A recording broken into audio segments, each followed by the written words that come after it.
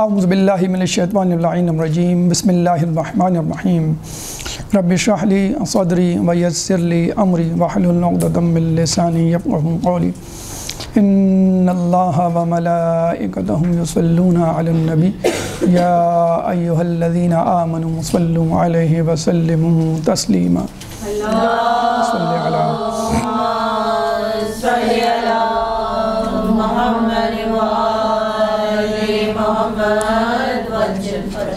آج کل ہمارا معاشرہ جن بیماریوں، برائیوں، پریشانیوں میں مبتلا ہے،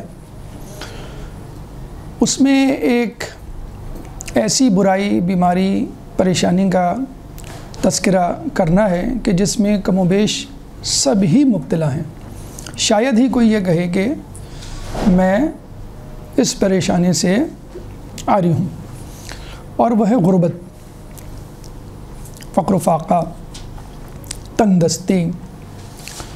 تقریباً ہر شخص، بلکہ اب تو یہ فنومینا عالمی صورت اختیار کر گیا ہے، کیونکہ غربت کا مطلب یہ نہیں کہ پیسے کی کمی، غربت کا مطلب یہ بھی اخراجات کا زیادہ ہونا۔ تو جن کے پاس پیسہ نہیں ہے ٹھیک ہے، وہ تو ہیں غریب، جن کے پاس ہے وہ یہ کہتے ہوئے نظر آتے ہیں کہ بھائی پورا نہیں ہوتا، مہنگائی اتنی ہو گئی ہے کہ پیسے کم پڑ جاتے ہیں۔ اس غربت کے حوالے سے دو نظریے ہیں۔ کچھ لوگ کہتے ہیں کہ غربت اچھی چیز ہے، حساب کتاب کم ہوگا، گناہ کم ہوتے ہیں انسان کے۔ کچھ لوگ کہتے ہیں نہیں، غربت ہوتی ہے تو انسان کے دل میں طرح طرح کے خیالات آتے ہیں، شکوے شکایت زبان پر آ جاتے ہیں، اللہ سے بھی آدمی ناراضگی اختیار کر لیتا ہے، عبادت میں کمی لے آتا وغیرہ وغیرہ۔ تو پھر ہم نے سوچا جیسا کہ احادیث مبارکہ میں بھی دونوں زاویوں سے اس پہ گفتگو ہے، یعنی غربت کی فضیلت، غربت کے فوائد، اور غربت کی مذمت، غربت کے نقصانات، دونوں حوالے سے احادیث مبارکہ موجود ہیں۔ تو چنانچہ ہم نے سوچا کہ اس موضوع کو دو حصوں میں تقسیم کیا جائے، غربت کے فوائد اور غربت کے نقصانات دونوں۔ پھر پتہ چلا کہ وہ موضوع اتنا طویل ہو گیا کہ غربت کے فوائد ہی دو حصوں میں تقسیم ہو جائیں گے، یعنی آج اور ایک اگلی نشست۔ اور دعا کریں گے یہ دو ہی میں رہے، مزید نہ پھیلیں، لیکن جی یہی چاہتا ہے کہ تمام چیزیں آپ کے سامنے پیش کی جائیں جو قرآن حدیث سے باتیں، دانش کے موتی ہم تک پہنچے ہیں، تاکہ ہماری زندگیاں سنور سکیں، اس سے ہم اپنے مسائل حل کریں۔ تو فی الحال ہم گفتگو کریں گے غربت کے فوائد، اور آج کے نشست میں اگر موضوع مکمل نہ ہوا تو پھر اگلی نشست میں اس موضوع کو مکمل کریں گے۔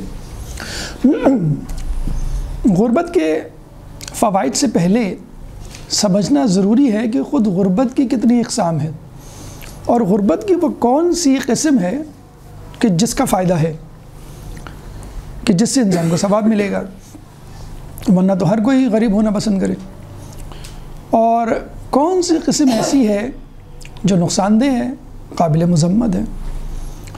اس سے بھی پہلے سمجھنا ضروری ہے کہ خود غربت یا فقر و فاقہ کیا چیز ہے، مفہوم کیا ہے عرف میں اور لغت میں۔ تو ہماری گفتگو کچھ اس انداز سے آگے بڑھے گی کہ سب سے پہلے مرحلے پر ہم لیں گے غربت یا فقر، جس کو عربی میں فقر کہتے ہیں، مفہوم نمبر 1۔ نمبر 2 اقسام، غربت کی اقسام یا فقر کی اقسام۔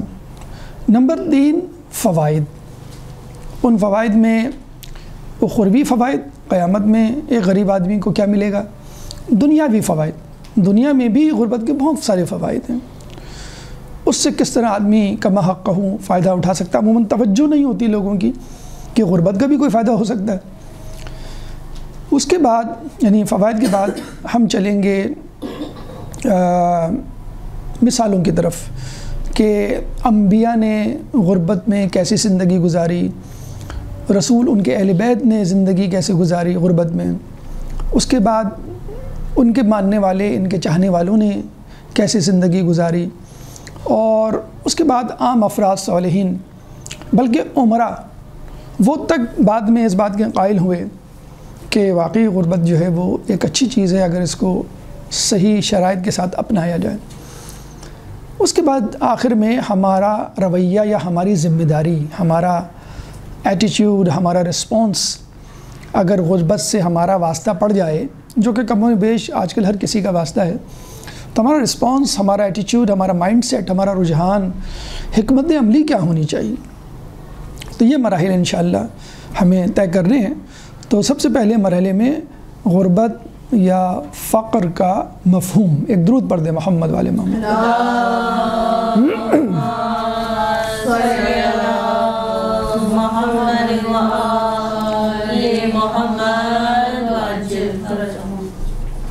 غربت کو عربی میں فقر کہتے ہیں۔ اگر اس کو ہم ماضی کے صیغے میں لے جائیں، عربی لغت میں یاد رکھیں اگر کسی کا مفہوم معلوم کرنا ہو تو اس کو ہم ماضی کے صیغے میں لے کے جاتے ہیں، and that is the original one, یعنی ماضی کے صیغے میں لے جانے کا مطلب یہ ہے کہ یہ اس لفظ کا اصلی معتبر ترین شکل یا حوالہ ہے، یعنی جس میں اضافی لفظ نہیں ہوں گے۔ تو ماضی میں لے جانے کے بعد پھر ہم اس کو ڈکشنری میں تلاش کرتے ہیں اس کے معنی، اور اس کے بعد پھر اس کے مشتقات یعنی مضارع، اسم فاعل، مفعول، امر، استفہام وغیرہ وغیرہ بناتے ہیں۔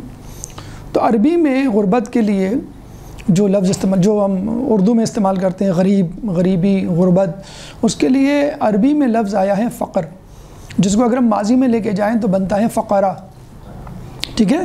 اور باب استفعال ثلاثی مزید فیہ میں لے کے جائیں تو افتقرا، یہ دونوں الفاظ قرآن میں یا حدیث میں آئے ہیں۔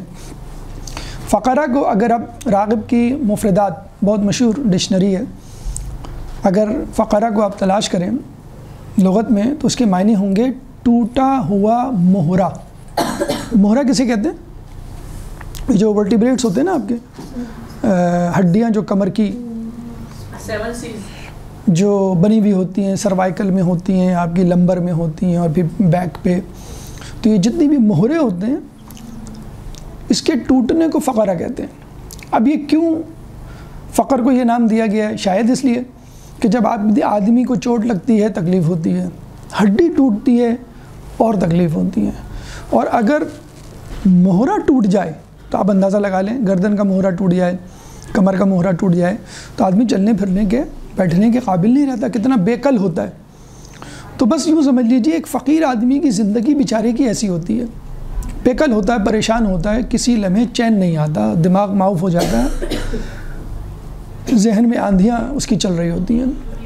اور دوسری بات یہ ہے کہ ایک دوسرے زاویے سے دیکھیں تو فقیر آدمی ٹوٹے ہوئے دل کے ساتھ ہوتا ہے۔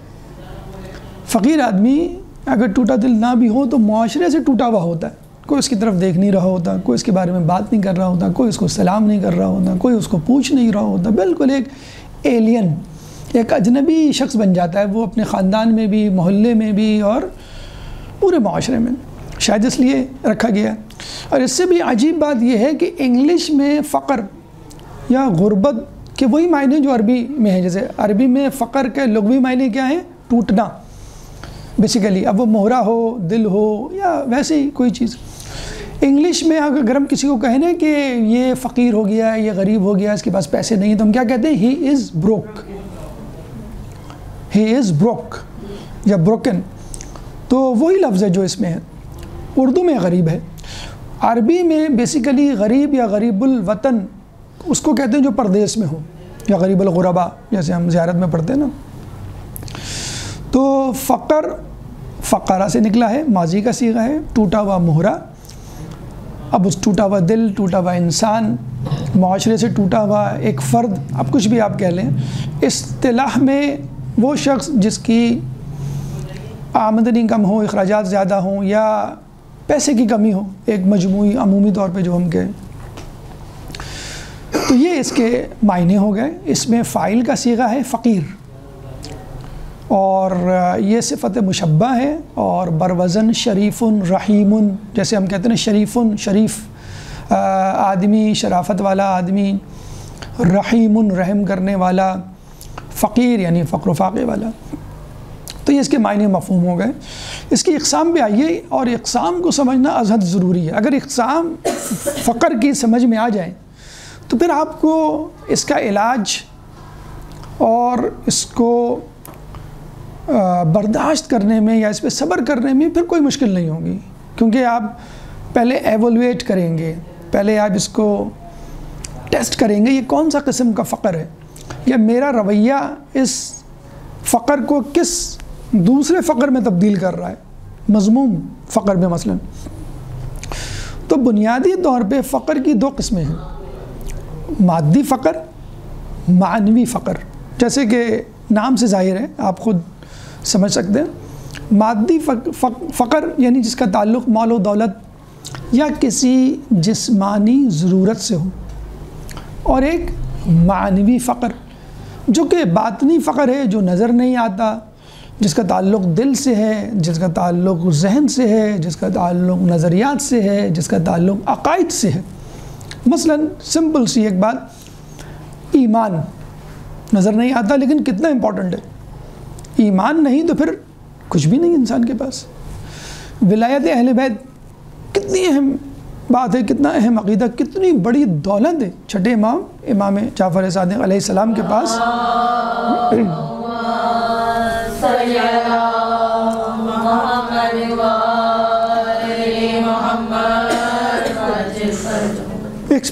ایک شخص آیا اور کہنے لگا یا امام میں بڑا فقیر ہوں۔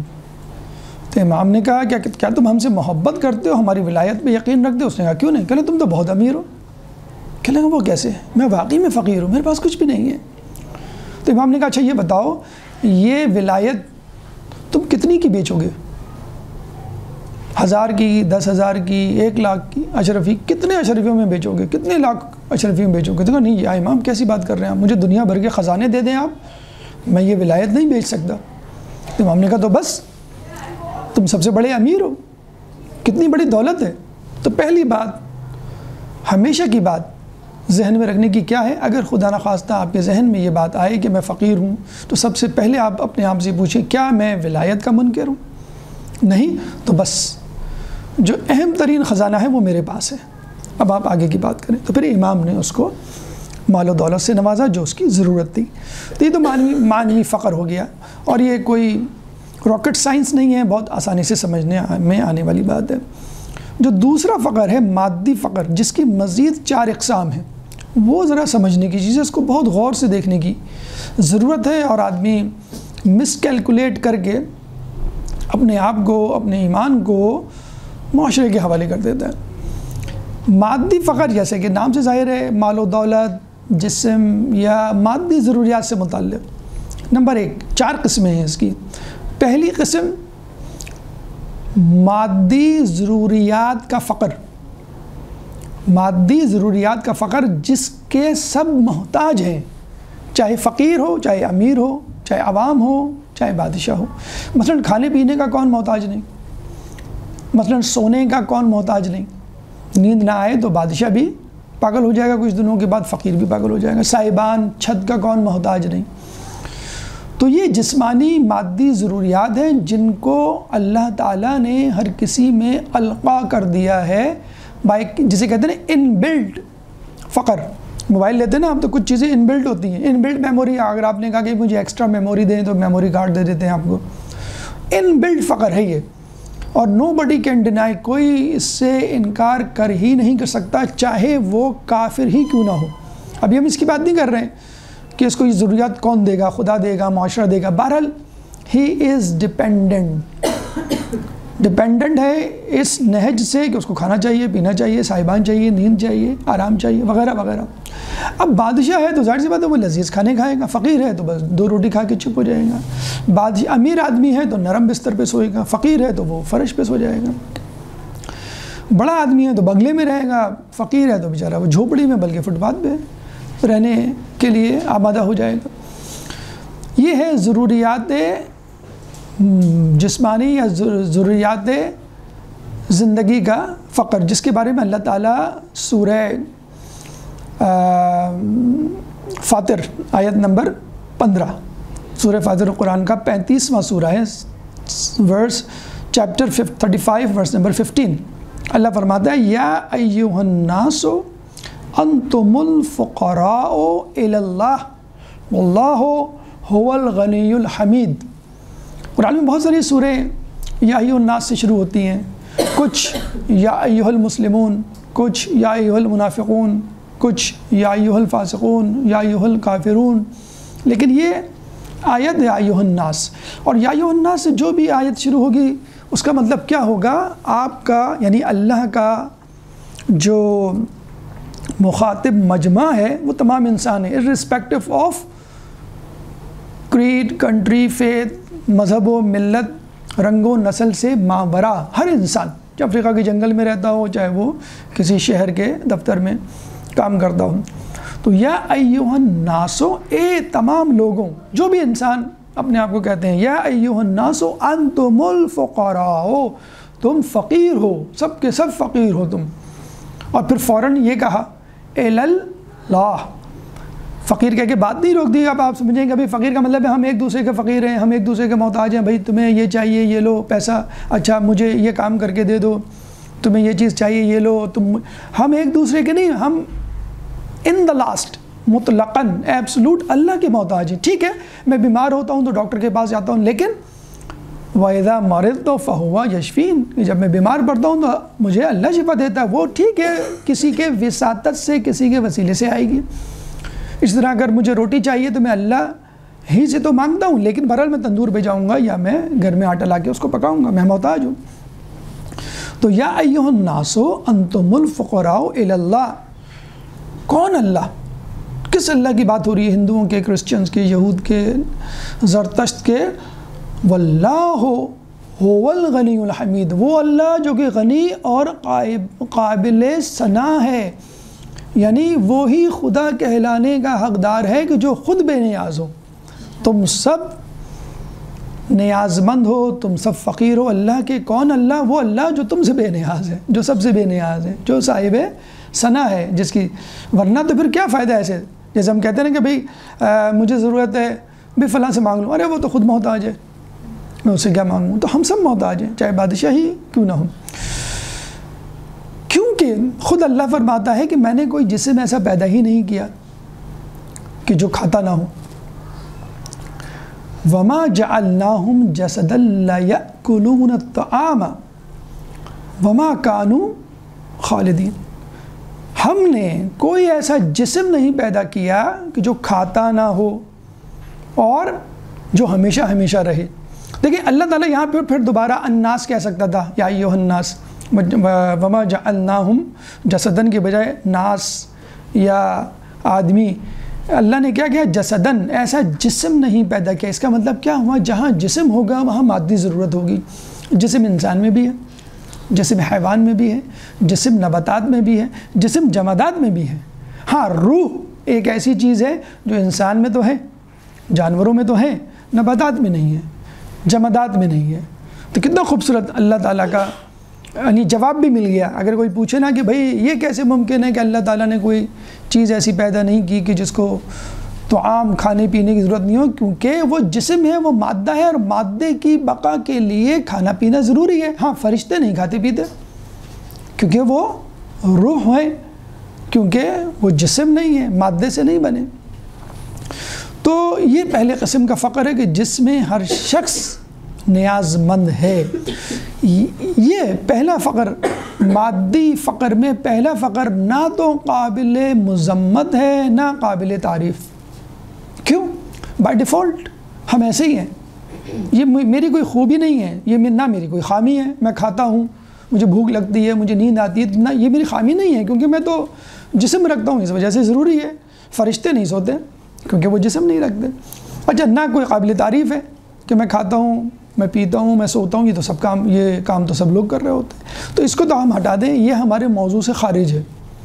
ٹھیک ہے، نمبر 2، دوسری قسم کا فقر کہ جس میں انسان مال و دولت سے وابستہ ہوتا ہے، یعنی دوسری قسم کیا ہے؟ مال و دولت کا فقر، کہ جس میں انسان کے پاس مال و دولت نہیں ہوتی، اس لیے وہ فقیر بن جاتا ہے۔ اس کی سمپل ڈیفینیشن اگر آپ توضیح میں جائیں تلاش کریں، بہت خوبصورت ڈیفینیشن ہے۔ فقیر کسے کہتے ہیں؟ جس کے اخراجات اس کی آمدنی سے زیادہ ہوں. As simple as that. اب کوئی اپنے آپ کو ایبسولوٹلی فقیر نہیں کہہ سکتا. ہم سب کے والدین ہم سے ابتر حالت میں رہے ہیں. پوچھیں آپ اپنی امی سے, اپنی دادی سے, نانی سے. ہم نے خود بچپن میں اپنی نانی دادی وغیرہ کو دیکھا ہے, بہت کم آمدنی میں گزارا کیا کرتے تھے. ایک کماتا تھا, 10 12 افراد کھاتے تھے. اب جو ہے وہ پورا گھر باہر نکلا ہوا ہوتا ہے, ماں باپ بچے سب کما رہے ہوتے ہیں, پھر بھی پورا نہیں ہوتا. تو اب یہ ایک الگ بحث ہے کہ اخراجات کس کو کہتے ہیں, اخراجات ضروری ہیں کہ غیر ضروری ہیں, ایک بڑی بحث ہے. لیکن بہرحال ڈیفینیشن تو یہی ہے نا کہ جس کے اخراجات اس کی آمدنی سے زیادہ ہو جائیں, ایکسیڈ کر جائیں. آپ 10,000 کماتے ہیں, آپ کا خرچہ 15,000, ٹھیک ہے, آپ فقیر ہیں. آپ 1 لاکھ کماتے ہیں, آپ کا خرچہ 1.5 لاکھ, آپ فقیر ہیں. اگر آپ 10,000 کمائیں اور خرچہ آپ کا 8,000 ہو تو آپ امیر, بچت آپ میں آ گیا. اب یہ الگ بات ہے, ہر شخص مہینے کے آخر میں رو رہا ہوتا ہے کہ بھئی تنخواہ ختم ہو گئی, تنخواہ تو 10 دن میں ختم ہو جاتی ہے, تنخواہ کب ملے گی. یا دکاندار رو رہا ہوتا ہے کہ بھئی یہ اخراجات ملازمین کو دینا, بجلی کا بل, یہ وہ ٹیکس وغیرہ. اگر رونے کو دیکھیں تو سبھی رو رہے ہیں کہ بھئی ہمارے اخراجات پورے نہیں ہو رہے. اب یہ ایک الگ بحث ہے, یہ انشاءاللہ کبھی ہوا تو ہم کریں گے کہ اخراجات کو ہم کیسے کم کر سکتے ہیں, آمدنی کو ہم کیسے بڑھا سکتے ہیں. خصوصی طور پہ آمدنی کو کیسے بڑھا سکتے ہیں, بڑا چارمنگ موضوع ہے. خواتین کے لیے اسپیشلی بہت ضروری ہے اخراجات کو بڑھانا. آج کل بہت سارے میتھڈز آ گئے ہیں آن لائن, مثلاً فری لینسنگ میتھڈز آ گئے ہیں. گھر بیٹھ کے آپ آرام سے 1,00,000 2 لاکھ روپے, آج کل کوئی ایسا ایشو نہیں ہے کوئی اتنا بڑا جو انٹرنیشنل جسے کہتے ہیں مارکیٹ جو کھل گئی ہے جس میں لوگ ڈالرز میں کما رہے ہیں, تو اتنا مشکل نہیں رہا. اب پاکستانیوں کو مشکل لگے وہ ایک الگ بات ہے, لیکن اتنا مشکل نہیں رہا کیونکہ آپ اب پاکستان میں بیٹھ کے امریکہ, انگلینڈ اور کینیڈا کے ڈالرز میں پاکستان میں کما سکتے ہیں. بہرحال تو اب ایک بحث الگ ہے کہ اخراجات ہم کیسے کم کریں اور آمدنی کیسے بڑھائیں. لیکن توزیع کی ڈیفینیشن یہی ہے, اور جو شرعی فقیر جسے ہم کہتے ہیں نا کہ جب ہم دیتے ہوئے سوچیں, خمس, زکوٰۃ, خیرات وغیرہ کا مال دیتے ہوئے مدرسے یا جو بھی وکیل ہیں وکلاء, وہ پہلے ہم وہ یہ چیک کرتے ہیں کہ بھئی آپ ڈیزرونگ ہیں کہ نہیں. تو اب یہ نہیں کہ میں پھٹے پرانے کپڑوں میں رہوں یا ڈیوڑے کے مکان میں رہوں تو میں فقیر ہوں. نہیں, ہو سکتا ہے میرے پاس گاڑی بھی ہو تب بھی میں فقیر ہوں, مجھ پہ مثلاً قرضہ چڑھ جائے. تو اخراجات میں زیادتی اور آمدنی میں کمی, یہ کہتے ہیں اس کو فقیر. یہ وہ فقیر ہے اگر صبر و شکر سے رہا اور سستی کاہلی نہیں کی آمدنی کمانے میں, یہ پھر ہماری موضوع میں آئے گا. ہماری ڈیفینیشن کے تحت وہ فقیر ہوگا جو قابل تعریف ہے, جس کو اللہ قیامت میں اجر دے گا اور دنیا میں بھی وہ اور لوگوں کی بنسبت اللہ کے نزدیک ہے. کون سا فقیر؟ وہی شریف فقیر جس کے اخراجات زیادہ ہوں, آمدنی کم ہو, چند شرائط کے ساتھ. وہ شرائط بنیادی طور پہ کیا ہیں کہ وہ سستی کاہلی کا مظاہرہ نہ کرے, گھر میں بیٹھ کے کہ بس رزق آ جائے گا گھر میں, مجھے کیا ضرورت ہے جانے کی, نمبر 1. نمبر 2, صبر و شکر کا دامن ہاتھ سے نہ چھوڑے. اگر اس نے صبر و شکر کا دامن ہاتھ سے چھوڑ دیا تو پھر وہ اس کیٹیگری سے نکل جائے گا, دوسری مذموم کیٹیگری میں داخل ہو جائے گا. نمبر 3, وہ فقیر کہ جس نے اپنا فقر اللہ کے حوالے کر دیا ہو, یعنی اس کی ہیڈنگ اس طرح ہوگی, اللہ کے لیے فقیر. اب چاہے وہ عمومی بنیادی ضروریات ہوں جن کا ہم نے پہلے ذکر کیا, کھانا پینا سونا, یا پھر اخراجات میں زیادتی یا بے روزگاری, آمدنی میں کمی کی وجہ سے وہ فقیر بنے, لیکن اس نے اپنا تمام رخ, تمام ہدف اللہ کی طرف جوڑ دیا ہے, موڑ دیا ہے کہ اللہ بس مجھے تجھ سے چاہیے, مجھے کسی اور سے نہیں چاہیے. وہ ایک شخص تھا نا, مسجد میں گیا, بے روزگار تھا, پریشان تھا, وہاں جا کے دعا مانگنے لگا, تو پھر وہیں رکا رات میں. دوسرے دن ایک امیر شخص آیا اس محلے کا, اس نے کہا میں نے خواب میں دیکھا تھا ایسا ایسا کہ تم ہو یہاں پر, اللہ یا کوئی بزرگ مجھ سے کہہ رہا ہے کہ تمہاری مدد کی جائے, تو میں آیا ہوں تمہاری مدد کے لیے, یہ لو. اور وہ اس کو پیسے دے کے چلا جاتا ہے اس آدمی کو. جاتے جاتے وہ آدمی جو ہے اس کو کہتا ہے کہ یہ لو میرا وزٹنگ کارڈ, اور کبھی تمہیں ضرورت پڑے تو میرے دفتر آ کے یہ پیسے لے لیں. کہنے لگا وہ شخص کہ اگر مجھے کبھی ضرورت پڑی تو میں اسی مسجد میں آ کے دعا کروں گا اللہ سے اور وہ کسی کو بھیج دے گا. مجھے تمہاری مدد کی ضرورت نہیں ہے, مجھے اللہ کی طرف آنے والی مدد کی ضرورت ہے. یعنی کتنی اچھی بات ہے. ہمارے ساتھ بھی یہ ہوتا ہے کہ کوئی ہماری مدد کرنے لگتا ہے تو نعوذ باللہ اعلان تو نہیں, ہم جو ہے اس کو اپنا والی وارث اور خدا کا درجہ دے دیتے ہیں کہ بس اب یہی ہمارے کام آنے والے ہیں. اسی لیے اللہ تعالیٰ بعض اوقات امیدوں کو توڑتا ہے. آپ نے دیکھا ہوگا فلاں تو ہماری اچھی مدد کیا کرتے تھے اور سن لیا کرتے تھے, اب پتہ نہیں کیوں بدل گئے ہیں, کیا مسئلہ ہو گیا ہے. تو اللہ تعالیٰ آپ کی مدد جو ہے وہ توڑتا ہے, آپ کی طرف جو ہے آپ کی امید کا رخ اللہ کی طرف جسے کہتے ہیں کہ وہ کرتا ہے. اللہ کے رسول صلی اللہ علیہ وآلہ وسلم درود پڑھتے محمد والے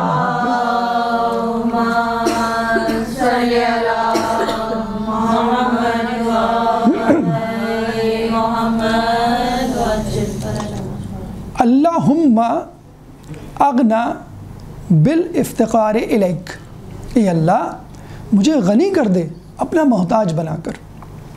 وما تفتقر بالاستغناء عنک, اور لوگوں کا محتاج بنا کر اپنے سے بے نیاز نہ کر.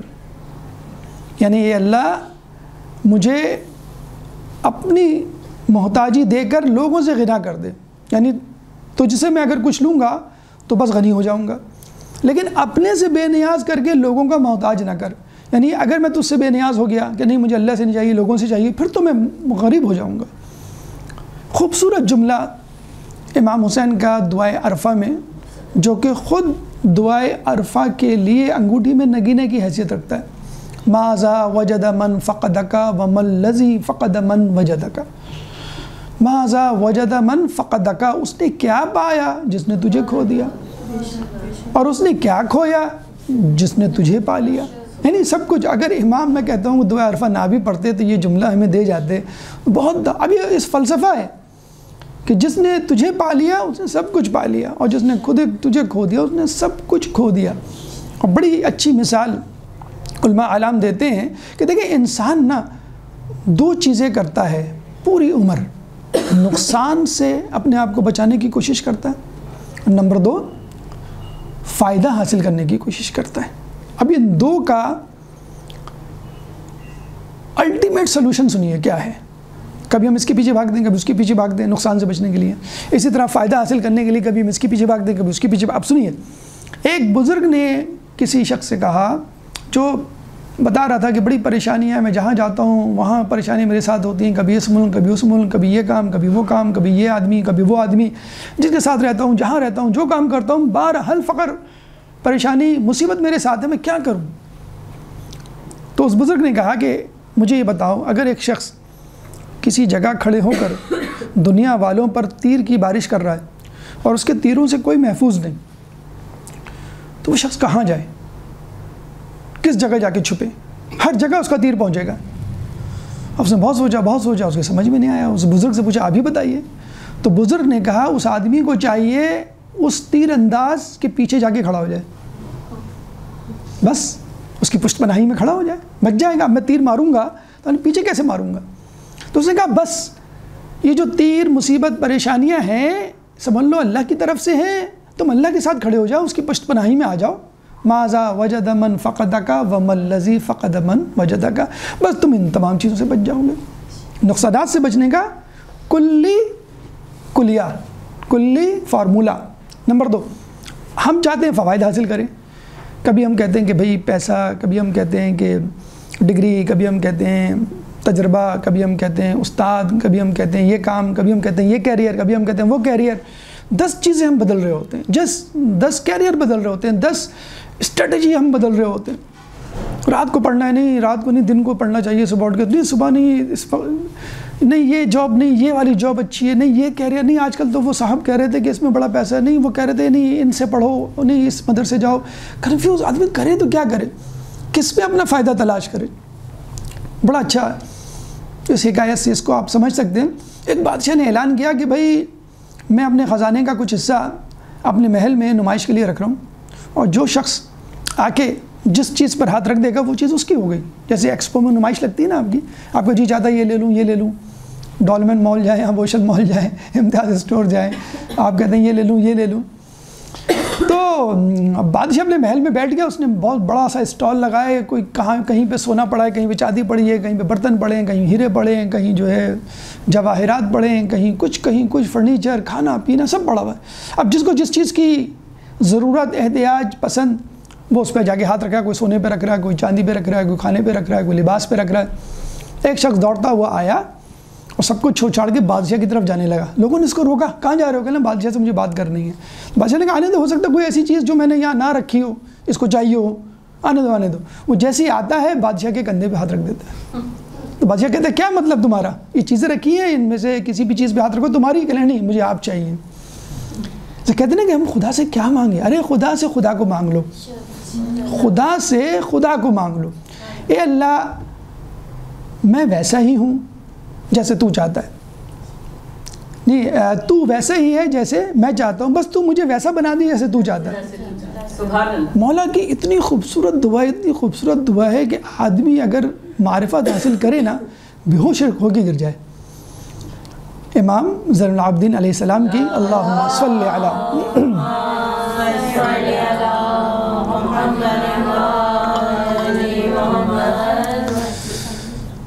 مولا فرماتے ہیں کہ یا اللہ میں اس چیز میں اپنی بہتری سمجھتا ہوں, اس لیے تجھ سے دعا مانگ رہا ہوں, ورنہ میں کون ہوتا ہوں تجھے مشورہ دینے والا. کتنی خوبصورت بات ہے. بچہ ابو سے کہا ابا مجھے چاہیے, ابو آپ کی مرضی, اب مجھے نہیں پتہ یہ میں چیز خریدوں پھر ٹوٹ جائے, یہ پھر آپ کہیں گے تم نے تو کہا تھا. نہیں آپ دلائیں, آپ یعنی بچہ باپ پہ ڈالتا ہے, تو آپ اللہ پہ ڈال دیں اے اللہ. لیکن یہ جملہ ضرور کہیں, ہر دعا میں یہ جملہ کہیں. امام کا بہترین جملہ, اے اللہ میں اپنی بہتری اس جاب میں, اس کام میں, اس جگہ رہنے میں اچھا سمجھتا ہوں کہ یہ میرے لیے بہتر ہے, اور تو نے کہا ہے دعا مانگنے کا, تو میں تجھ سے کچھ مانگ رہا ہوں, ورنہ میں کون ہوتا ہوں تجھے ڈکٹیشن دینے والا, تجھے بتانے والا کہ میرے لیے یہ دے, میرے لیے یہ کر. بچہ ماں باپ کے ساتھ جائے گا تو یہ کہہ کہ امی دلا دیں, کیا دلا دیں؟ امی آپ اپنی طرف سے کھلا دیں جو بھی ہے. اور آپ خود سے مانگیں گے تو آپ نے تو کھا لیا, بٹ بیٹا آپ نے کھا لیا, اب ہمیں کھانے دو. اب امی جب کھائیں گی, اب ابو کھائیں گے, بڑے بھائی سب کھائیں گے, اور یہ کیا کھا رہے ہیں آپ نے تو اپنے سے کی چیز کھا لی, ہم نے تو کہا تھا صبر کر لو, ہمارے اوپر ڈال دو. تو کھانے پینے میں ہو, رشتے ناتے میں ہو, بزرگوں پہ چیزیں ڈالی جائیں تو بڑے اچھے مسئلے حل ہو جاتے ہیں. خدا پہ چیز ڈال دے آدمی, اے اللہ تو بتا تو کیا چاہتا ہے. تو اللہ کے حوالے کر دینا اپنے تمام کاموں کو. اور یہ کہہ کر, اگر فرض کر لیں آپ کو لگ رہا ہے کہ یہ چیز مجھے اچھی لگ رہی ہے, تو آپ کہتے ہیں مجھے اچھی لگ رہی ہے, لیکن بہرحال میں کون ہوتا ہوں تجھے مشورہ دینے والا, وہ تو کہا ہے تو نے, تو تیری اطاعت میں کر رہا ہوں, ورنہ میری کیا اوقات کہ میں کہوں کہ یہ بہتر ہے, یہ بہتر ہے. تو تیسری شکل کیا ہے کہ انسان اللہ سے کہے اللہ تو مجھے اپنا محتاج بنا کر غنی کر دے, لیکن لوگوں کا محتاج بنا کر اپنی طرف سے بے نیاز نہ کر. یعنی تیری طرف سے میں بے نیاز ہو جاؤں مجھے منظور نہیں ہے, ہاں تیرا محتاج ہو جاؤں گا تو مجھے معلوم ہے خود بخود جو ہے وہ کچھ حاصل کر پاؤں گا. تو یہ جو ہے تیسری شکل ہو گئی, یہ بھی قابل تعریف ہے, بلکہ سب سے بہتر فقر یہی ہے کہ جس میں اپنی تمام چیزیں اللہ کے سپرد کر دے اور اللہ سے کہے کہ اللہ تو بتا, بس تو جو چاہتا ہے. بلکہ ہم دکاندار کے پاس بھی جا کے اکثر یہ کہتے ہیں, دکاندار کہتا ہے نا کہ آپ کی مرضی جو آپ پسند کرنا, نہیں آپ بتائیں آج کل کیا چل رہا ہے, آپ بتائیں, آپ کو تو تجربہ ہے نا, ریٹرنز بھی آتے ہوں گے آپ کے پاس چیزیں خراب ہو گئی, آپ چلتی بھی, تو آپ کہتے ہیں نہیں آنٹی آپ یہ لے لیں, باجی آپ یہ لے لیں, ہمارے حساب سے تو یہ. ہم دکاندار کی بات مان لیتے ہیں کیونکہ ہم سے زیادہ ایکسپیرینسڈ ہے. بڑوں کی بات ماننی چاہیے, پھر بڑوں سے زیادہ ہمیں خدا کی بات ماننی چاہیے. چوتھی قسم, پہلی قسم ناقابل تعریف, ناقابل مذمت. دوسری قسم قابل تعریف اگر انسان ناشکراپن, ناصبراپن اور جسے کہتے ہیں کہ سستی کاہلی کا مظاہرہ نہ کرے. ٹھیک ہے. تیسری چیز میں تو کوئی کنڈیشن ہی نہیں ہے, اس میں تو ماشاءاللہ خود انسان اپنے آپ کو حوالے کر رہا ہے, اللہ بس ماذا وجد من فقدک وما الذی فقد من وجدک, تیرے حوالے, تو ایز یو وش. ہاں مجھے یہ اچھا لگ رہا ہے, ورنہ مجھے کوئی آبجیکشن نہیں ہوگا جو تو کہے گا، جو تو کرے گا میرے لیے۔ چوتھی قسم بڑی خطرناک ہے، دوسری تیسری پرووائڈیڈ سم کنڈیشنز ایکسیپٹیبل ہیں، قابل تعریف ہے، چوتھی تو قابل تعریف ہے ہی، ہو ہی نہیں سکتی۔ کون سی؟ دل کا فقر، کہ جب آدمی سب کچھ رکھتے ہوئے کہے خدا نے مجھے کچھ دیا ہی نہیں، سب کچھ رکھتے بھی، یعنی میں ولایت اور ایمان کی فلسفی نہیں بیان کر رہا ہوں، واقعی گھر میں گاڑی، گھر، ملازم سب کچھ ہوتے ہیں، اور لوگ کہتے ہیں نہیں ہمیں اللہ نے، ہمارے بھائی ہیں وہ تو دبئی میں ہیں، دبئی میں وہ کہتے ہیں ہمارے فلاں چچا جو ہیں وہ تو امریکہ میں ہیں، ہمارے پاس ایک گاڑی تو ان کے پاس دو گاڑیاں ہیں۔ جو دولت مندی رکھتے ہوئے دل کا فقیر ہے، اور ایسا آدمی ہمیشہ فقیر رہتا ہے، یعنی جس کے لیے رسول نے فرمایا الغنا غنى النفس، غنا یا خوشحالی یا امیری یا تونگری دل کی ہوتی ہے، دل بڑا ہونا چاہیے۔ ایک جگہ مدرسہ تھا کسی پوش علاقے میں، مدرسہ بند ہونے لگا تو پریشان ہوئے مدرسے والے کہ ہم کہاں لے جائیں کہاں لے جائیں۔ سامنے ایک مضافات کی بستی تھی، وہاں سے کچھ بچے آیا کرتے تھے، ان کی والدہ آئیں آپ ہمارے یہاں مدرسہ کھول لیں ہمارے گھر میں۔ آپ کا کتنا بڑا گھر ہے؟ گھر تو چھوٹا ہے لیکن کوئی بات نہیں، آپ شفٹوں میں کھول لیں۔ اس پوش علاقے کے کسی گھر والے نے، بنگلے والے نے آفر نہیں کی کہ آپ ہمارے بنگلے میں آ کے، ایسے ایسے گھر ہیں وہاں پہ کہ پورا پورا ہاکی گراؤنڈ بن جائے جہاں پر، جن کا گارڈن اتنا بڑا ہے۔ لیکن ایک فقیر نے کہا، ایک غریب نے کہا۔ تو دل کا غنا اصل غنا ہے۔ اسی طرح اس کو الٹا کر دیں اس حدیث کو، الفقر فقر النفس، نفس کا فقر اصل فقر ہے۔ دل میں آدمی غریب رہے نا، دل میں ہمیشہ آدمی شکوہ شکایت دل میں لاتا رہے تو بس وہ ہمیشہ غریب ہوتا ہے۔ یہ سب سے زیادہ خطرناک مذموم فقر، اتنا خطرناک کہ اللہ کے رسول نے اس کے لیے کفر کا لفظ استعمال کیا ہے کہ کاد الفقر ان یکون الکفر، کہ فقر تو بس سمجھ لو کفر ہی ہے، کادل یعنی سمجھ لو کہ یہ کفر ہی ہے۔ ایک دفعہ دعا مانگ رہے تھے رسول، کیا؟ اللہم انی اعوذ بکا من الفقر والکفر۔ اب بتائیے کہاں فقر کہاں کفر؟ اے اللہ مجھے فقر اور کفر سے پناہ دے۔ ایک صحابی پریشان ہو کے لگے یا رسول اللہ کیا فقر اور کفر دونوں برابر ہیں جو آپ اس طرح دعا مانگ رہے ہیں؟ تو رسول نے کہا ہاں۔ یہ کون سا فقر؟ دل کا فقر۔ جب آدمی ہر وقت یہ اور یہ دیکھیں کوئی اجنبی بات میں نہیں کر رہا ہوں، یہ ہمارے آپ کے زبان کے جملے اس فقر کی غمازی کر رہے ہیں۔ معاشرے میں کتنے لوگ مل جائیں گے۔ ایک ابھی چند دنوں پہلے کی بات ہے، ایک صاحب سے میں ملا تو وہ کہہ رہے تھے کہ میں نے تو نماز ہی پڑھنا چھوڑ دی ہے۔ کیوں بھائی چھوڑ دی ہے؟ اللہ سنتا ہی نہیں۔ یہ یہاں کہ مسلمان معاشرے کے لوگوں کی میں بات کر رہا ہوں، ایسے لوگ پیدا ہو چکے ہیں نعوذ باللہ، خدا نخواستہ۔ فقر اتنی خطرناک چیز ہے، یہ دل کا فقر، اللہ سنتا ہی نہیں ہماری۔ اب بتائیں سارے کیے کرائے پہ پانی پھر گیا، اگر آدمی اس فقر کو صبر و شکر سے برداشت کر لیتا پتہ نہیں کہاں پہنچ جاتا۔ ابھی میں احادیث کی روشنی میں آپ کو بتاؤں گا کہ کتنا اعزاز ہے فقیر ہونا، کتنی بڑی بات ہے فقیر ہونا، کوئی معمولی کام نہیں ہے۔ فقر و فاقہ ہم تو سمجھتے ہیں نا کہ مائنس پوائنٹ ہے، شرمندگی کی بات ہے، لیکن اللہ کے نزدیک کیا ہے بھی آپ کو پتہ چلے گا، ابھی آپ کی آنکھیں کھلیں گی۔ لیکن اس سے پہلے بتا دیا جائے کہ وہ فقر جو اخراجات کی زیادتی، آمدنی میں کمی کی وجہ سے ہو، صبر و شکر کے ساتھ ہو، سستی کاہلی کے ساتھ نہ ہو۔ لیکن یہ جو فقر ہے کون سا جس میں آدمی کہے کہ کچھ ہے ہی نہیں ہمارے پاس، آپ کے پاس سائیکل سے اسکوٹر آ گئی، اسکوٹر سے گاڑی آ گئی، گاڑی سے بڑی گاڑی آ گئی، لیکن پھر بھی آپ کہہ رہے ہیں نہیں ہمیں تو کچھ ہے نہیں، پورا ہی نہیں ہوتا۔ ارے لوگوں کے پاس پتہ نہیں کیا اللہ نے پتہ نہیں کیوں ہماری سنتا نہیں ہے، کتنے وظیفے کیے، کتنی نظر و نیاز بانی۔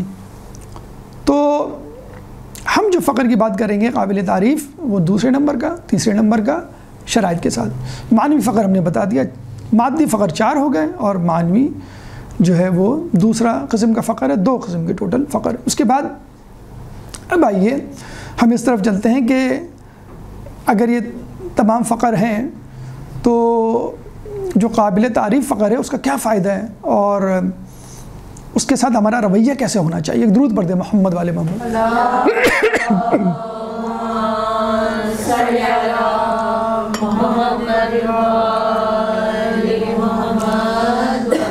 فوائد میں سب سے پہلے اخروی فوائد، کیونکہ دیکھیں دنیا کے فوائد تو سمجھ میں آنے والے نہیں اتنی جلدی. اگر میں آپ سے کہوں نا دنیا میں بڑے فائدے ہیں، آپ فقیر بن جائیں، کہیں کیا آپ احمقانہ باتیں کر رہے ہیں. آپ لوگ کہتے ہیں کہ پیسہ کیسے کمائیں، ڈالرز کیسے کمائیں، امیر کیسے بنیں، آپ کہہ رہے ہیں بھائی فقیر بن جائیں. تو وہ تو بات اتنی جلدی ہضم نہیں ہوگی ہم سے، تو اسٹیپ بائی اسٹیپ چلتے ہیں. ہاں آخرت پہ اگر ہم رکھیں تو شاید ہمیں جلدی سے آسانی سے سمجھ میں آ جائے کہ فقیر کی اللہ کے نزدیک کتنی اہمیت ہے. پھر انشاءاللہ ہم دنیاوی فقیر کی طرف آ جائیں گے. اخروی فائدے، نمبر 1، پہلی بات تو یہ رول آف تھم، عمومی کلیہ جو اللہ کا بنایا ہوا ہے وہ سمجھ لیجیے. کیا؟ الفقر شین عند الناس وزین عند اللہ یوم القیامہ. یعنی فقر لوگوں کے درمیان تو ننگ و عار ہے، ذلت و رسوائی ہے، لیکن اللہ کے نزدیک زین. وہ جملہ سنا ہے نا اپنا، کونوا لنا زینا ولا تکونوا علینا شینا، کہ ہمارے لیے باعث عزت بنو، باعث ننگ و عار نہ بنو. تو اللہ کے لوگوں کے نزدیک ہے فقر و فاقہ، نو ڈاؤٹ اباؤٹ اٹ. لوگ تو بس ظاہری شکل و صورت، ظاہری اپیرنس، ظاہری رکھ رکھاؤ دیکھتے ہیں نا. لوگوں کے نزدیک تو فقر و فاقہ واقعی ایک ننگ و عار ہے، ذلت و رسوائی، لیکن اللہ کے نزدیک نہیں ہے. نمبر 2، ابھی حدیث سناتے ہوئے مجھے بڑا عجیب سے لگ رہا ہے. جب میں نے خود پڑھی تھی تو میں نے اس کو 10 مرتبہ اس حدیث کو پڑھا اور سمجھنے کی کوشش کیا کہ کوئی پرنٹنگ مسٹیک تو نہیں ہے، کچھ مسئلہ تو نہیں ہے، لیکن تھوڑا سا تفکر کیا تو یہ حدیث سمجھ میں آ گئی. پہلی مرتبہ میں شاید سمجھ میں نہ آئے آپ کو، لیکن حدیث بہرحال ہے. کیا حدیث ہے؟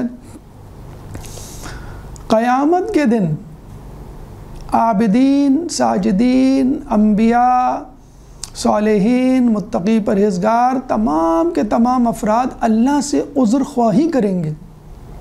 کیا عذر خواہی کریں گے؟ اے اللہ ہمیں معاف کر دے، تیری وہ عبادت نہ کر سکے جو کرنا چاہیے تھی. اے اللہ ہمیں معاف کر دے، ہم گناہوں سے نہیں بچ سکے جتنا بچنا چاہیے تھا. تیری بندگی کا حق، یہ حقیقت ہے کہ نہیں؟ خود رسول نے اصحاب کے درمیان کہا کہ سب لوگ اللہ کی رحمت سے جنت میں جائیں گے. اصحاب نے کہا ڈرتے ڈرتے آپ بھی؟ رسول نے کہا ہاں میں بھی. تمام لوگ اللہ سے عذر خواہی کریں گے، اللہ ہم وہ کام نہ کر، اور یقیناً ہم سب انشاءاللہ اللہ ہم سب کو جنت میں لے جائے. جب جنت میں جائیں گے تو ہمیں افسوس ہوگا کہ ہم تھوڑا سا اور کر لیتے. جیسے A گریڈ لانے والا کیا کہتا ہے کہ میں تھوڑا سا اور محنت کر لیتا، A+ لے آتا. B والا کیا کہتا ہے میں تھوڑی سی محنت کر میں A لے آتا. تو جب جنت میں جائیں گے تو ہم کہیں گے اللہ نے اتنا دے دیا، شرمندگی ہو رہی ہے، ہم نے تو کچھ بھی نہیں دیا. یہ دکاندار کو آپ پیسے دیں، وہ آپ کو جو ہے ایک جوڑے کی بجائے جو ہے وہ 2 جوڑے دے دے آپ کو، تو آپ شرمندگی ہوگی تو ہم نے تو اس کو کم دیا، اس نے زیادہ دے دیا. تو اللہ کے سامنے تمام لوگ عذر خواہی کریں گے اور اللہ فقیروں سے عذر خواہی کرے گا.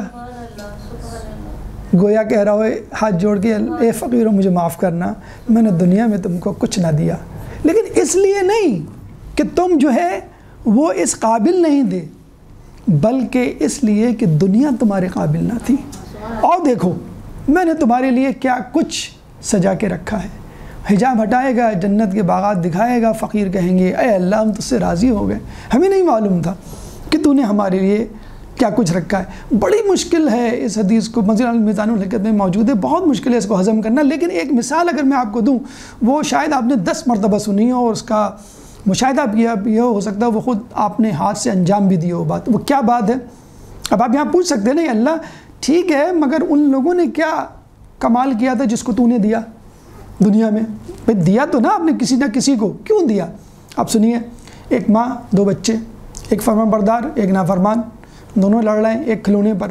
اب دونوں جو ہے وہ آتے ہیں ماں کے پاس اپنا قضیہ لے کر، دونوں لڑ رہے ہیں یہ میرا یہ میرا. تو ماں کیا کرے گی؟ کھلونا ایک ہی ہے فی الحال، کھلونا لے کے کس کو دے گی؟ شیطان بچے کو دے گی. یہ لو، بلکہ میں اگر کر کے دکھاؤں کیسے، یہ لے مر، دفع ہو جا، شکل نہیں دکھانا اپنی. اور پھر دوسرے بچے کو کیا کہے گی؟ آ جا میرے بچے، ماتھا چوم کے، بیٹا میں آپ کو اس سے اچھا لا دوں گی، آپ فکر نہیں کرو. نہیں مما آپ بولتی ہیں، آپ بس لاتی نہیں ہیں. نہیں بیٹا میں پہلی تاریخ آنے دو، تمہارے بابا سے میں کہوں گی اس سے اچھا تحفہ تمہارے لیے کھلونا لیں گے. تو بس اللہ تعالیٰ جب دیکھتا ہے نا سر پٹول ہو رہی ہے، گتم گتا ہو رہی ہے، اقتدار کرسی کے لیے لوگ لڑ رہے ہیں، پاکستان کیا ہر جگہ یہی ہو رہا ہے، تو اللہ کیا کہتا ہے؟ یہ لو. गेट लॉस्ट, निकल जाओ मेरे दरबार से, आओ मैं तुम्हें आखिरत की हुक्मरानी दूंगा। मुझे बताइए नाउज़ बिल्लाह मिन ज़ालिक, क्या हमारे इमामों ने कुछ कम कारकर्दगी का मुजाहरा किया था? जो हुकूमत इख्तिदार खिलाफत बनु उमय्या बनु अब्बास को उठा के दे दी, क्यों दे दी भाई? किसका हक़ था? इमामों का हक़ था, रसूल के जानशीनों का हक़ था। लेकिन दुनिया, कुर्सी, खिलाफत उनके काबिल नहीं थी। मौलाना यही तो जुमला कहा था जब इब्न अब्बास से आके कहा कि आपको खिलाफत देने की बातें हो रही हैं। मौला अपनी जूती गांठने में मसरूफ़ है, मौला आपको खिलाफत देने की बातें हो रही हैं, मौला अपनी जूती गांठने में, मौला मैं कुछ कह रहा हूँ, आप अपनी जूती के पीछे पड़े हुए हैं, यानी अपने लफ्ज़ों में। तो मौला ने कहा कि तुम्हारे ख़्याल में इस जूती की क्या कीमत होगी? इब्न अब्बास ने शर्मिंदगी से कहा, मौला अगर मैं ना बताऊँ ना ये आपकी है, बिकेगी भी नहीं। कौन लेगा इसको? अगर आप ना बताऊं आपकी है, हाँ बता दूं फिर भी 2-4 दिरहम, मैं अपने अल्फाज में बता रहा हूँ बस, और कितनी लेगा, कितना मुजाहरा कर लेगा आपसे मोहब्बत का? मौला ने कहा कि तुम्हारी ये खिलाफत इस जूती के बराबर भी नहीं। ये है दुनिया की हकीकत। वरना सबसे पहले मौला आके अपने आने वालों के लिए कुर्सी की राह हमवार करते हैं ना। अरे उन्होंने तो बाग़ फ़तक लेना गवारा नहीं किया, डू द हेल विद खिलाफत, ये क्या बेचती है मौला के सामने। मौला ने यहाँ तक कहा कि खिलाफत मेरे नज़दीक बकरी की नाक में आने वाली रतूबत जो छींक के वक्त आती है, हम चीखते हैं ना कभी तो नाक निकल जाती है, बड़े शर्मिंदा होते हैं, टिश्यू पेपर ढूंढ रहे होते हैं और ख़ामोशी से कोई देख न ले, इस रतूबत के बराबर भी नहीं खिलाफत। ये है दुनिया जिसके पीछे मैं और आप भाग रहे। तो लोग अल्लाह से हाथ जोड़े खड़े होंगे, अल्लाह माफ़ कर दे, हमने वो नहीं किया जो करना चाहिए था, और अल्लाह फ़कीरों से कह रहा होगा सॉरी, मुझे तुमसे कोई दुश्मनी इनाद नहीं था, ना तुम नाअहल थे, अरे तुम बहुत काबिल थे, बहुत ही ज़्यादा काबिल थे, जब भी तो दुनिया तुम्हारे काबिल नहीं थी। फिर लोगों कहेगा हाँ भाई वाकई हम, फिर उन फ़कीरों को बताया जाएगा। तो अल्लाह के नज़दीक बाइस ज़ीनत मोमिन, और अल्लाह के नज़दीक जिसे कहते हैं कि बाइस फ़ख्र के ये मेरा बंदा। तो उज़्र इलाही आप अंदाज़ा लगा लीजिए कि अल्लाह उज़्र पेश करेगा बंदों से, माफ़ करना कि मैंने दी नहीं तुमको। पर बस माँ बाप भी माफ़ी मांग लेते ना, बेटा सॉरी उस दिन मैंने आपको थोड़ा झाड़ दिया था इन लोगों के सामने, उस दिन आपसे जो ये खिलौना छीन के उसको दे दिया था, माफ़ करना, लेकिन बेटा मैं क्या करूँ, वो मानता ही नहीं है, ज़िद करता रहता है, वो सर पे उठा लेता है घर को। आप खुश हो ना? आप तो कहेगा हाँ मम्मा मैं क्यों नहीं हूँ, आपने तो मुझे नया खिलौना नई चीज़ ला के दे दी। उसके बाद फ़कीरों का फौरी दाखिला होगा जन्नत में। कितने साल की ज़िंदगी अगर मैं आपसे कहूँ कि आपको फ़क्र में गुजारनी है, मसलन एवरेज एज क्या है 60-70 साल, उसमें भी शुरू के 20 साल पता नहीं आपको, आखिर के 20 साल बीमारी में, और बीच के 12 चलें 30-40 पीक जवानी का, जो वही तो होता है आपका ज़िंदगी को एंजॉय करने का। फ़ुक़रा उमरा के बनिस्बत 40 साल पहले जन्नत में जाएंगे। अच्छा 40 साल पहले जाने का मतलब क्या है आपको पता है? जन्नत की नेमतों को एंजॉय करना, उनका मीटर स्टार्ट, आप जाएं आप, और जो बाहर खड़े हैं वो कोई मूंगफली और काजू और जलगोज़े नहीं खा रहे होंगे, वो सूरज की रोशनी में खड़े होंगे, जिसके बारे में कहा जाता है सबा नेज़े पर होगा। 40 साल एक जगह 500 साल, वो भी कौन? जिसकी जन्नत कन्फर्म जन्नती, नबी तो कन्फर्म जन्नती होता है ना। सुलेमान अलैहिस्सलाम और अंबिया से 500 साल बाद जन्नत में जाएंगे, 500 साल तक खड़े रहेंगे कि हिसाब दो, हमने तुम्हें ये दिया, हमने तुम्हें दुनिया की बादशाहत दी, हमने तुम्हें जिनों पर, हवाओं पर, दरियाओं पर, हिसाब दो, तुमने जो है वो क्या किया। तो वो अपना हिसाब देंगे भाई। अल्लाह ताला तो जिसे कहते हैं ना कि हर किसी से हिसाब लेगा ना, तो वो सुलेमान अलैहिस्सलाम से भी लेगा। एक जगह तो मैंने ये भी पढ़ा कि निस्फ दिन बाद बाकी लोग जाएंगे, और फ़कीर निस्फ दिन पहले। आपको मालूम है क़यामत का एक दिन कितने साल के बराबर होगा? 50,000 साल के बराबर। दैट मीन्स 25,000 साल عمرہ کو باہر کھڑا رہنا پڑے گا تپتی دھوپ میں. آپ صرف بل کی لائن میں 1 گھنٹہ کھڑے ہو کے دکھا دیں مجھے, آپ دھوپ بھی نہ ہو. اب تو بل یا روٹی کی لائن میں کھڑا ہونا آپ کو مشکل لگ رہا ہوتا ہے نا. تو فقیر پہلے پہنچ جائیں گے. ایک روایت میں 40 سال, ایک روایت میں 500 سال, ایک روایت میں 25,000 سال پہلے. اس کی مثال خود کافی میں دی ہوئی ہے کہ مثلا کشتیوں پہ ٹیکس لگ رہا ہے, سامان چیک ہو رہا ہے. ایک کشتی آتی ہے جو بالکل خالی ہے, اس کو کیا کہیں گے ہم؟ جاؤ بھائی, تمہیں کچھ دکھانے کی چیک کروانے کی ضرورت نہیں. جیسے ایئرپورٹ پہ ہوتا ہے, ایئرپورٹ پہ بہت سارا لگیج ہے تو آپ کا ایک ایک سامان چیک ہوگا. نہیں ہے ٹھیک ہے آپ جائیں, کچھ نہیں ہے آپ کے پاس ٹھیک ہے آپ جائیں. جس کے پاس سامان زیادہ ہے اس کو روکیں گے, بریف کیس کھولیں گے, سوٹ کیس کھولیں گے. بہلول اور ہارون کا واقعہ سنا ہوگا آپ نے. ہارون نے کہا کہ بھائی قیامت میں تم جلدی چھٹ جاؤ گے یا میں؟ تو بہلول نے کہا میں جلدی چھٹوں گا. تو ہارون نے کہا کیسے؟ کہ نہیں ایسا کرتے ہیں, میں اور آپ تعارف کرواتے ہیں اور جلتے توے پر, کہ وہاں دھوپ ہوگی. توا لایا گیا, نیچے آگ جلائی گئی. جب اچھی طرح تپ گیا تو بہلول کھڑا ہوا اور جلدی جلدی کہا میرا نام بہلول ہے, میری غذا 2 روٹی ہے, 2 جوڑے استعمال کرتا ہوں, ایک جھوپڑی میں رہتا ہوں. یہ کہہ کے جلدی سے اتر گیا. اب یہ چڑھے کون؟ ہارون رشید.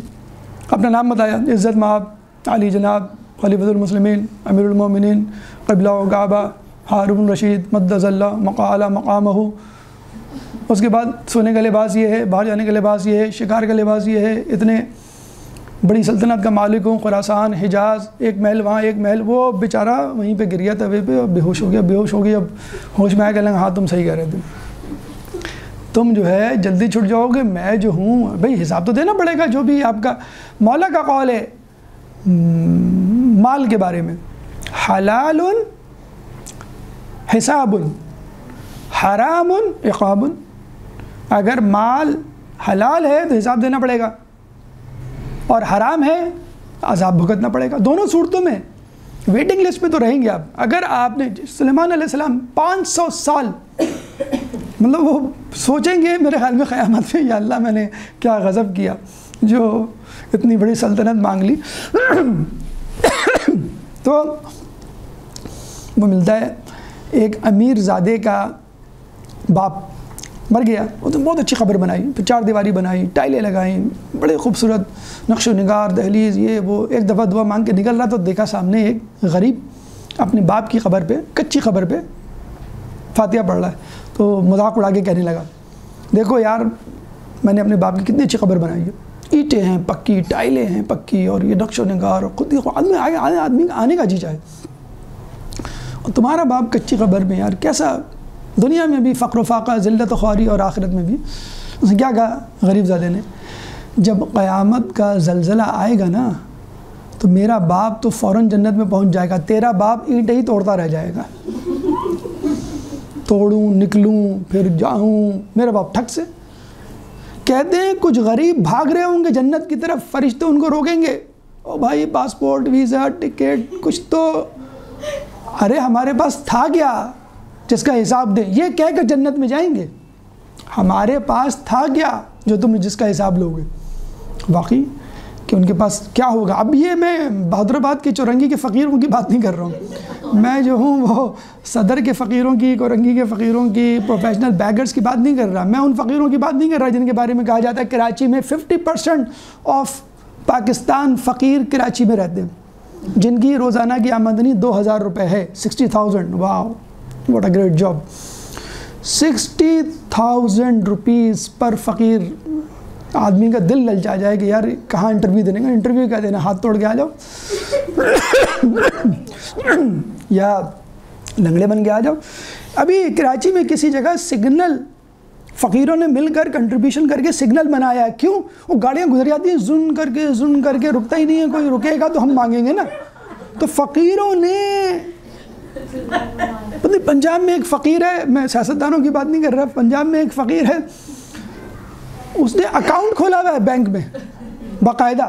پتہ چلا کہ یہ فقیر وہاں بیٹھتا ہے جس نے اکاؤنٹ کھولا ہوا ہے. خیر یہ اب الگ داستان ہے, تو خدا را ان فقیروں کی بات نہیں ہو رہی, ان سفید پوش لوگوں کی بات ہو رہی ہے جن کے اخراجات بڑھ جاتے ہیں, بیماری کی وجہ سے بڑھ جاتے ہیں, کسی اور وجہ سے بڑھ جاتے ہیں, بے روزگاری کی وجہ سے, اور اخراجات کم رہتے ہیں. یہ فقیر ہیں, یہ جو پروفیشنل بیگرز ہیں ان کے بارے میں تو کہا جاتا ہے قیامت میں ایک نشان ہوگا پیشانی پہ، کالا نشان، بدنما داغ، جس سے وہ پہچانے جائیں گے یہ ہیں دنیا کے پیشہ ور گداگر، یعنی جو حقیقت میں پریشانی میں ہوں گے، ان کی بات نہیں ہو رہی ہے۔ تو سب جلدی نکل جائیں گے اور جو امیر ہیں وہ رہ جائیں گے۔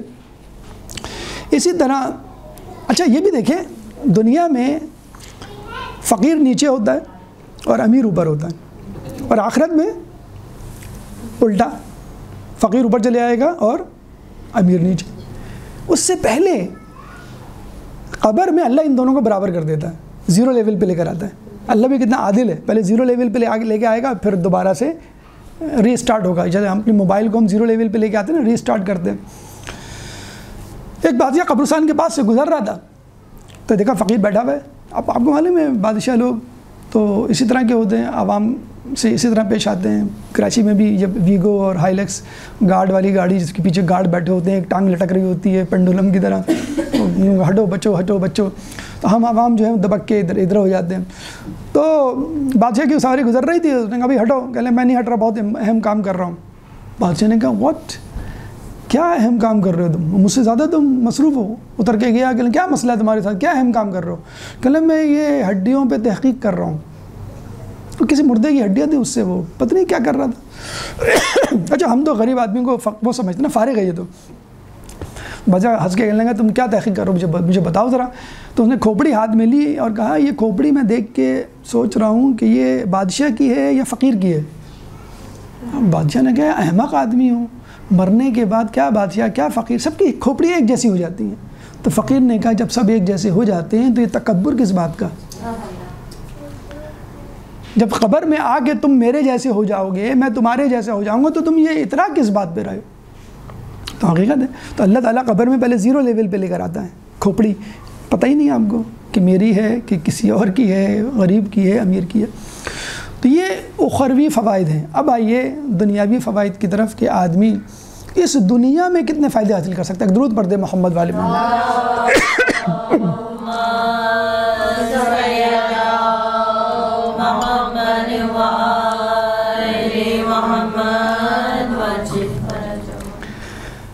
دنیاوی فوائد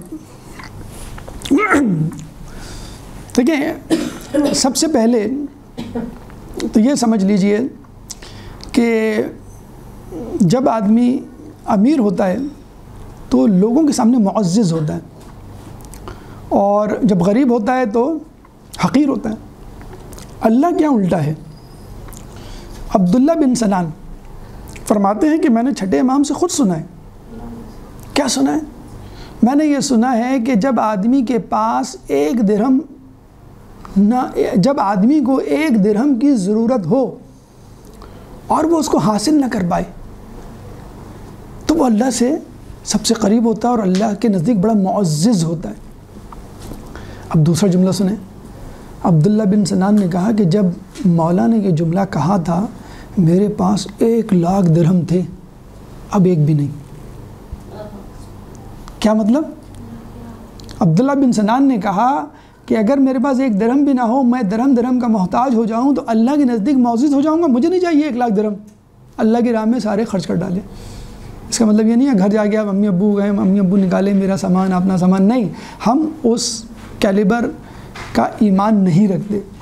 تو اتنا زیادہ ایکسائٹیڈ اور ایموشنل ہونے کی ضرورت نہیں ہے، اسٹیپ بائی اسٹیپ۔ تو 1 درہم کا محتاج، اور اس کو ہوتا ہے بعض وقت آدمی اتنی چھوٹی چیز کا محتاج ہوتا ہے کہ آدمی سوچتا ہے کہ یار میں اتنا حقیر ہوں کہ مجھے 10,000 کی بھی جاب نہیں مل رہی، مجھے 5,000 کی بھی کوئی ٹیوشن نہیں مل رہی، یا مجھے 50,000 کا بھی کوئی کام نہیں مل رہا، کاروباری آدمی ہوں، سرمایہ لگانے کے لیے تیار ہوں۔ معزز کب ہوتا ہے؟ جب 1 درہم کا بھی محتاج ہو جائے اور اس کو نہ ملے۔ ٹھیک ہے وہ حقیر، فقیر اور ذلیل اور رسوا خوار ہوگا، لیکن اللہ کے نزدیک بہت ہے۔ مکمل ہوتا ہے انسان جب فقیر ہو جاتا ہے۔ ہم سمجھتے ہیں کہ نامکمل ہوتا ہے، حالانکہ مکمل ہوتا ہے۔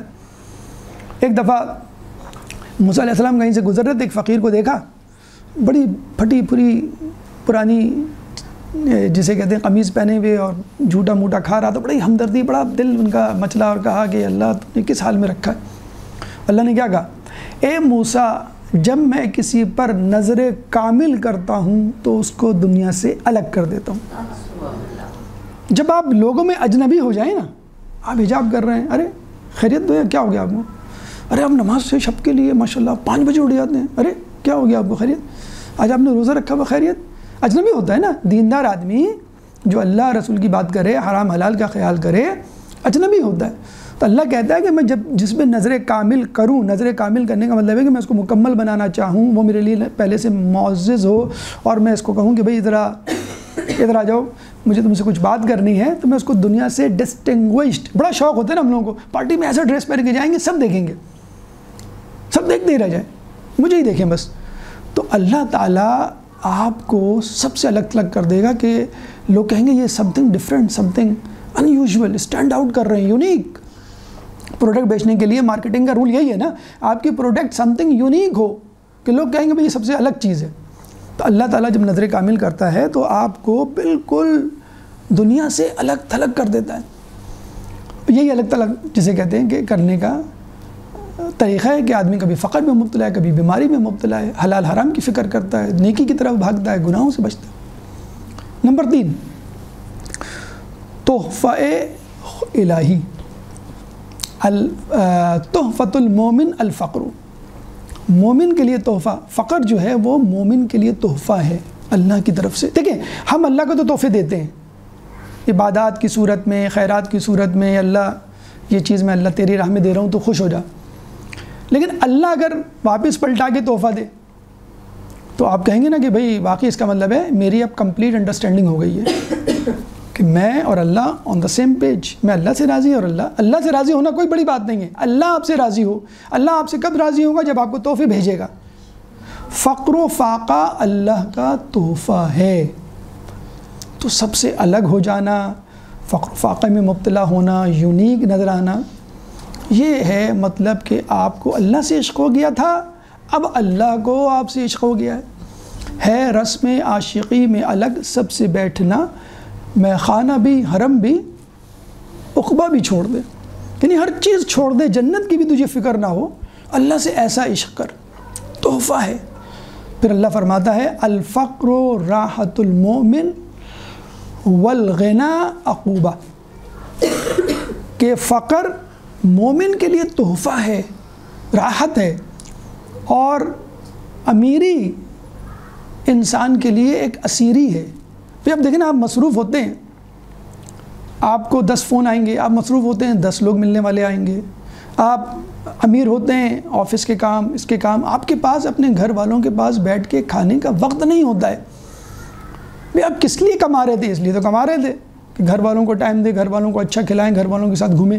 آپ کے پاس وہی ٹائم نہیں. ایک فقیر آدمی, ایک غریب آدمی کے پاس ٹائم ہوگا, آپ دیکھیں وہ اپنے گھر والوں کے ساتھ بیٹھ کے کھانا کھائے گا, اپنے گھر والوں کے ساتھ گھومے گا. ٹھیک ہے وہ لائف اسٹائل نہیں انجوائے کر رہا ہوگا, لیکن اس کے پاس ٹائم ہوگا, راحت. آپ دیکھیں بادشاہوں کو, حکمرانوں کو, سیاستدانوں کو آدھا دن سازشوں سے مقابلہ کرنے میں گزر جاتا ہے, اور بقیہ آدھا دن سازشیں بنانے میں.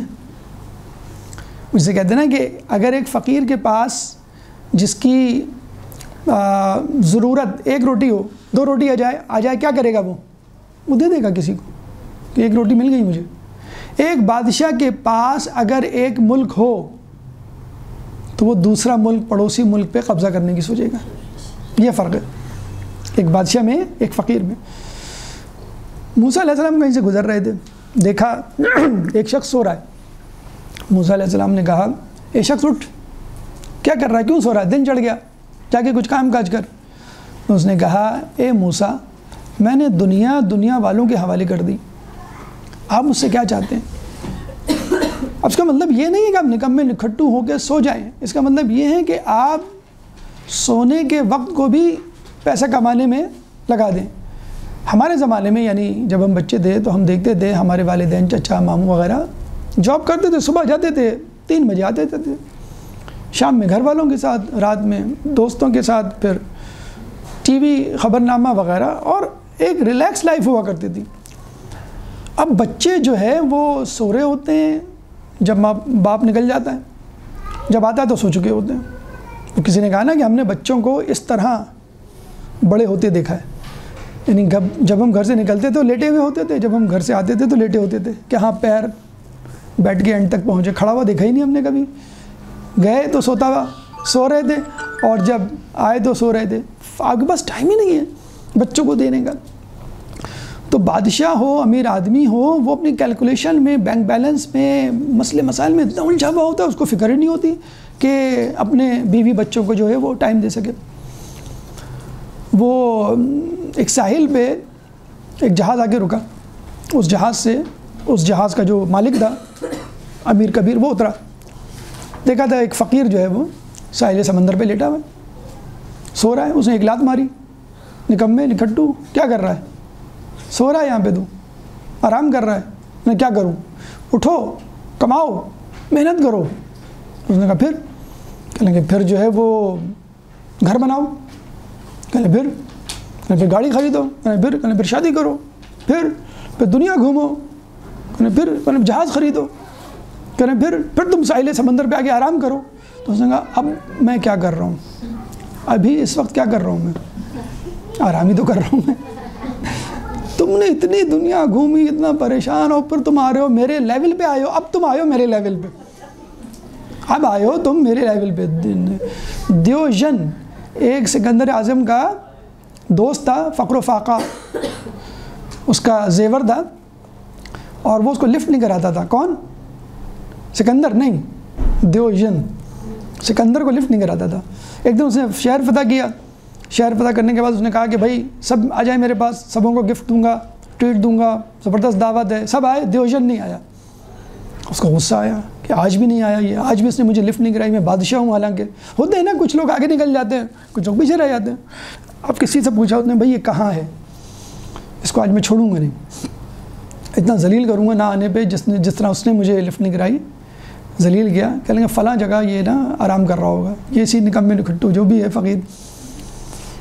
تو ابھی وہاں گیا، اس نے کہا میں کیا کروں، کیا اس کو اٹھاؤں، کہنا یار میرے لیے تو یہ بھی اس قابل نہیں ہے کہ میں اس کو اٹھاؤں۔ تو کیا ہے، وہ اس طرح کے کھڑا ہو گیا کہ سورج اور دیوژن کے درمیان، کہ سورج کی کرنیں اس پہ نہ پڑیں، اور آپ نے دیکھا ہوگا کوئی کھڑکی کھول دے، دھوپ پڑے یا دھوپ پڑ رہی ہو، چھائیں پڑ جائے آپ پر تو ایک دم سے اڑ جاتے ہیں آپ۔ تو اس نے آنکھیں کھولی، جیسی سایہ سکندر کا اس پر پڑا، آنکھیں کھولی، سکندر کو دیکھا اور بند کر لیا۔ ہم ہوتے تو اچھل کے کھڑے ہو جاتے، سوری معاف کرنا بھائی وہ بہت ضروری کام تھا۔ اس نے آنکھیں کھولی اور بھی یوں بند کر دی، پھر سو گیا۔ اب اس کو بڑا غصہ ہے، کہ تمہیں شرم نہیں ہے، حیا نہیں ہے، تم میرے دوست ہو، دوستی کا بھرم رکھ لیتے، اتنی بڑی دعوت دی، کیا تحفے دیے، فلاں کو میں نے یہ دیا، فلاں کو یہ دیا، فلاں کو یہ دیا، تم مانگو، تمہیں کیا چاہیے، کہ اس بہانے یہ کچھ آنکھیں کھول دے، کچھ کہے مجھ سے مجھے یہ چاہیے۔ تو اس نے ذرا سامنے سے ہٹ جاؤ، دھوپ آنے دو، اتنا ذلیل گیا اس کو۔ تو کہنے کا مقصد یہ ہے فقر راحت ہے اور غنا امیری، اسیری ہے، آدمی جو ہے وہ اپنے خزانے کا، اپنی دولت کا جو ہے وہ اسیر ہو جاتا ہے۔ پھر ایک اور چیز دولت کے بارے میں کہ فقر کے بارے میں مستجاب الدعوات ہوتا ہے ایسا شخص، یعنی جس کی دعا قبول ہوتی ہو۔ کہتے ہیں کہ ایک بزرگ کے پاس ایک غریب شخص آیا اور کہنے لگا میرے لیے دعا کریں، کہیں ٹھیک ہے میں تمہارے لیے دعا کروں گا، لیکن تم بھی میرے لیے دعا کرنا ایک خاص وقت۔ اس نے کہا کون سا وقت؟ کہنا جب تمہاری بیوی تمہیں غربت کے تانے دے۔ ایک بات کہتی نا، آپ کے بھائی تو وہاں نکل کے باتیں ہیں، بس اب آپ کی باتیں کروڑوں کی، دکان پکوڑوں کی، آپ نے دیا کیا ہے، بس بہلاوے پھسلاوے اور سبز باغ۔ جب تمہاری بیگم تمہیں باتیں سنائے نا، کبھی ٹماٹر ختم ہو گئے، دہی ختم ہو گیا ہے، اور گوشت ختم ہو گیا ہے، چکن نہیں ہے، انڈے نہیں ہے، بھائی لے آئیں، سیلری پتنی آپ کی کب آئی، جب سلوات سنائے تمہیں، جسے کہتے ہیں نا اردو محاورے کے تحت، جب تمہارا دل ٹوٹ کے رہ جائے اس وقت دعا کرنا، کیونکہ غریب آدمی ان طعنوں طنز اور جو سخت باتیں وہ سہتا ہے، اس وقت خدا کے قریب ہوتا ہے، اور اس وقت جو دعا مانگے گا وہ قبول ہوتی ہے۔ آخری دنیاوی فائدہ، اس کے بعد آپ کی زحمت تمام، کیا ہے آخری فائدہ؟ ایک تو مستجاب الدعوات، دوسرا یہ کہ کچھ کیے بغیر اس کی نیکیوں کا میٹر چلتا رہتا ہے۔ چھٹے امام کی جسے کہتے ہیں کہ روایت ہے کہ وہ فرماتے ہیں کہ جب بھی کوئی غریب شخص بازار جاتا ہے اور وہاں کوئی چیز دیکھتا ہے جس کو خریدنے کے لیے اس کے پاس پیسے نہیں ہوتے، ایسا کرنے سے جو دل پہ اس کی گزرتی ہے، حسرت سے آہ نکلتی ہے، اس کو ایک نیکی ملتی ہے۔ پھر یہ بھی کہا کہ جتنی مرتبہ وہ اس چیز کو دیکھے گا، ہوتا ہے نا کوئی لباس پسند آ جائے 10,000 کا، ارے بھائی ہمارے پاس تو 5,000 ہیں، بار بار آپ جاتے پلٹتے ہوئے دیکھ رہے ہوتے ہیں، کاش پیسے ہوتے ہم یہ لے لیتے۔ تو جتنی مرتبہ دیکھیں گے آپ، جائیں آپ مزے سے ونڈو شاپنگ کریں، سب چیزوں کو دیکھیں، ہر چیز دیکھنے کے آپ کو پیسے ملیں گے۔ یعنی اور یہ ہر کسی کے ساتھ ہوتا ہے، آدمی جتنے پیسے لے کے جاتا ہے اتنے پیسوں کا موبائل، لباس یا جو بھی چیز خریدنی ہو آپ کو نہیں ملتا۔ تو آپ اس کی فکر نہ کریں کہ یہ میں پیچھے رہ گیا، نہیں، آپ آگے بڑھ گئے۔ جتنی چیزوں کی خریدنے کی سکت نہیں ہوگی اتنا ثواب آپ کو بڑھتا چلا جائے گا، یعنی بیٹھے بیٹھے آپ کو ثواب ملے گا۔ اس کے بعد انبیاء، ائمہ، صالحین افراد نے فقر و فاقہ کی زندگی کیسے گزاری، اور اس کے بعد ہماری ذمہ داری انشاءاللہ اگلی نشست میں اللہ تعالیٰ سے دعا ہے کہ جو کچھ پڑھا سنا اس پہ عمل کرنے کی توفیق عطا فرما، جو پریشان حال ہیں ان کی پریشانی کو دور فرما، جو بے روزگار ہیں ان کو رزق حلال عطا فرما، جو رزق حلال کما رہے ہیں ان کے رزق حلال میں برکت عطا فرما، جو مقروض ہیں ان کے قرضوں کو عطا فرما، جو زندان میں ان کی رہائی عطا فرما، جو سفر میں ہیں ان کو منزل تک پہنچا، جو گمشدہ ہیں ان کو ان کے پیاروں سے ملا، مسلمان دنیا میں جہاں جہاں ظلم و ستم کا نشانہ بنے ہوئے ان سے ظلم و ستم کو دور فرما، امام کے ظہور میں تعجیل فرما، ہمیں ان کے انصار و اعوان میں شامل فرما۔ ربنا تقبل منا انک انت السمیع العلیم وتب علینا انک انت التواب الرحیم برحمتک یا ارحم الراحمین۔